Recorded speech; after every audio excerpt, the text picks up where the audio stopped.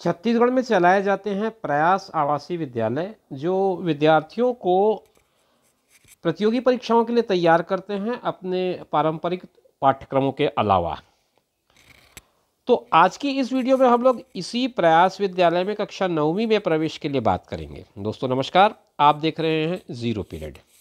जैसा कि आप जानते हैं कि आदिम जाति तथा अनुसूचित जाति विकास विभाग छत्तीसगढ़ की तरफ से एक योजना चलाई जाती है जिसे मुख्यमंत्री बाल भविष्य सुरक्षा योजना कही जाती है, और इसके अंतर्गत आदिवासी उप योजना क्षेत्र और नक्सल प्रभावित जो बच्चे होते हैं उनको प्रयास आवासीय विद्यालयों में प्रवेश कराया जाता है। ये विद्यालय आवासीय विद्यालय होते हैं और इनमें प्रवेश के लिए एक प्रवेश परीक्षा का आयोजन किया जाता है। आपने पिछले दिनों और पिछले सालों में वहाँ के बच्चों की सफलता के कारनामे पढ़े होंगे, सुने होंगे। तो इसी विद्यालय में प्रवेश की जानकारी इस वीडियो में मैं आपको देने का प्रयास कर रहा हूँ। कक्षा 9वीं में प्रवेश के लिए ये सूचना जो सत्र 25-26 के लिए विद्यार्थियों को प्रवेशित कराएगी। पूरा विस्तार से आप इस वीडियो में समझ पाएंगे एक एक बात को। मुख्यमंत्री बाल भविष्य सुरक्षा योजना के अंतर्गत प्रदेश के अधिसूचित क्षेत्रों, आदिवासी उपयोजना क्षेत्र तथा नक्सल पीड़ित प्रभावित क्षेत्रों में स्थित शालाओं में अध्ययनरत प्रतिभावान विद्यार्थियों को कक्षा 9वीं से 12वीं तक उत्कृष्ट स्कूली शिक्षा के साथ साथ राष्ट्रीय स्तर की medical, engineering, CA, CS, CMA, CLAT तथा एनडीए की प्रतियोगी परीक्षाओं में सफल बनाने के लिए सघन तैयारी कराई जाती है और इसके लिए प्रयास आवासीय विद्यालय स्थापित किए गए हैं। 2025-26 में इन विद्यालयों के कक्षा 9वीं में प्रवेश के लिए कार्यक्रम बनाया गया है।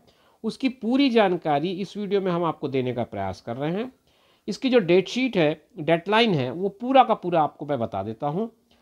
आवेदन पत्र भरने के लिए शुरुआत 19/12 से होगी। 19 दिसंबर को आप फॉर्म भरना शुरू कर सकते हैं और ये चलेगा 1 महीने तक, यानी कि 20 जनवरी इसकी अंतिम तिथि होगी, लास्ट डेट होगी। रात्रि 12 बजे तक आप इसमें फॉर्म भर पाएंगे।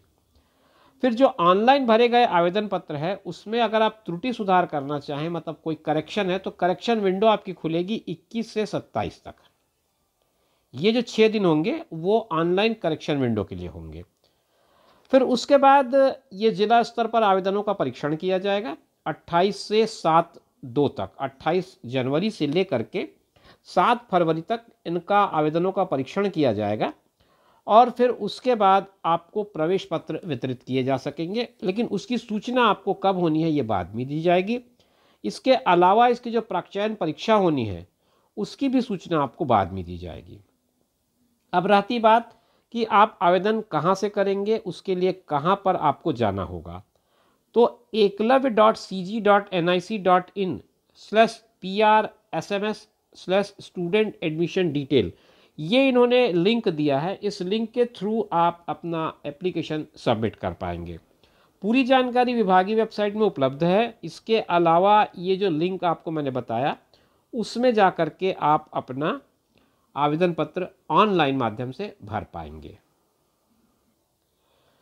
इस परीक्षा के माध्यम से जो सीटें भरी जाएंगी उनका अगर मैं डिटेल देखूं तो प्रयास बालक आवासीय विद्यालय सड्डू में 200 बालकों की संख्या है जिसमें मैथ्स ग्रुप के स्टूडेंट्स एडमिशन लेते हैं। और यहीं पर गुढ़ियारी में जो है वो गर्ल्स स्कूल है जिसमें 155 सीट्स हैं, यहाँ पर बायोलॉजी स्टडी कराया जाता है। फिर इसके बाद बिलासपुर में जो प्रयास आवासीय विद्यालय है वो कोएड है, यहाँ 75 और 50 का अनुपात है, 75 बॉयज़ और 50 गर्ल्स, तो 125 सीटें वहाँ पर है। यहाँ पर कॉमर्स को स्पेशलाइजेशन दिया गया है और क्लैट की तैयारी कराई जाती है। कॉमर्स और आर्ट्स के बच्चे यहाँ एडमिशन लेते हैं और उनको क्लैट की तैयारी इस विद्यालय में कराई जाती है। दुर्ग में जो प्रयास आवासीय विद्यालय है वहाँ भी 75 और 50 का अनुपात है। यहाँ पर बायोलॉजी और मैथ्स, तो बॉयज़ के लिए बायोलॉजी है और गर्ल्स के लिए मैथ्स ग्रुप है। जगदलपुर में जो प्रयास स्कूल है वहाँ पर भी 75-50 का अनुपात है, 125 सीटें वहाँ पे भी हैं और वहाँ मैथ्स और बायो है, 2 संकाय वहाँ पर पढ़ाए जाते हैं। अंबिकापुर में जो सीट है वहाँ पे भी 125 सीट है 75-50 के अनुपात में, और वहाँ पे भी मैथ्स और बायो की ही कक्षाएं लगती हैं। इसी तरह से बालोद और कांकेर में भी यही अनुपात है, लेकिन कांकेर में 50 और 50 सीटें हैं, 100 सीटें हैं और मैथ्स और बायो यहाँ पर भी पढ़ाए जाते हैं। तो ये कुछ सीटों की जानकारी मैं आपको दे रहा था। कुछ और स्कूल हैं जिसमें आपका कोरबा का स्कूल है, वहाँ पे भी 50-50 100 सीट हैं, मैथ्स बायो वहाँ पे भी है। और जशपुर और रायगढ़ में भी कुछ इसी तरह की स्थिति है, 50-50 मिलाकर के 100 सीटें बनती हैं और मैथ्स और बायो दोनों पढ़ाए जाते हैं। तो 800 सीटें यहाँ पर दिख रही हैं और 600 यहाँ पर दिख रहे हैं, कुल मिला के 1405, 1405 सीटों पर आपको प्रवेश परीक्षा के लिए मौका मिलता है। फिर उसके बाद ये नए प्रयासी आवासीय विद्यालय में कक्षा 9वीं में और सीटें स्वीकृत हुई हैं, उन पर मैं बात करूं तो पाटन में बना है, उसमें 125 सीटें हैं, लेकिन ये बॉयज़ के हैं और यहाँ मैथ्स और बायो दोनों की पढ़ाई होती है। फिर रायपुर में अनुसूचित जाति कन्या प्रयास आवासीय विद्यालय है, यहाँ पर 125 सीटें हैं और मैथ्स और बायो के फैकल्टी और है यहाँ पर। और अन्य पिछड़ा वर्ग का बालक प्रयास आवासीय विद्यालय, यहाँ पर 125 सीटें हैं, यहाँ पर भी मैथ्स प्लस बायो है। और फिर बिलासपुर में भी इसी तरह का एक आवासीय विद्यालय है जहाँ 125 सीटें मैथ्स प्लस बायो के लिए रखी गई हैं। तो यहाँ पर 250-250 मिलाकर के 500 सीटें स्वीकृत हो जाती हैं। इसके लिए जो प्रवेश परीक्षा होती है उसका पैटर्न जो है वो कुछ इस तरह से होता है।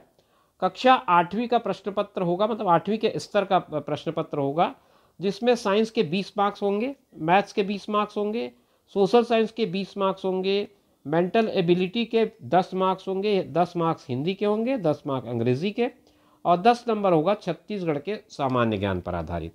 तो 100 प्रश्नों का एक प्रश्न पत्र होगा और ये MCQ टाइप का होगा। इसमें आपको बहुविकल्पी प्रश्न मिलेंगे, एक उत्तर सही होगा जिसे आपको टिक करना होगा। फिर ये जो उत्तर है उसको आपको OMR में निर्धारित स्थान पर भरना होगा और फिर OMR सीट को गलत भरना या काट छांट करने से आपके मार्क्स कट सकते हैं, तो थोड़ा सा ध्यान रखें इसको किस तरह से भरना है। आवेदन पत्र भरने का जो तरीका है वो मैं आपको एक बार बता देता हूँ। प्रयास आवासीय विद्यालय में प्रवेश परीक्षा के लिए ऑनलाइन आवेदन पत्र भरा जाना है और इसमें चाहिए गई जानकारी सही ढंग से भरें और आवेदन पत्र के साथ वांछित अभिलेख अनिवार्य रूप से संलग्न किया जाए, ये बात की बात होगी।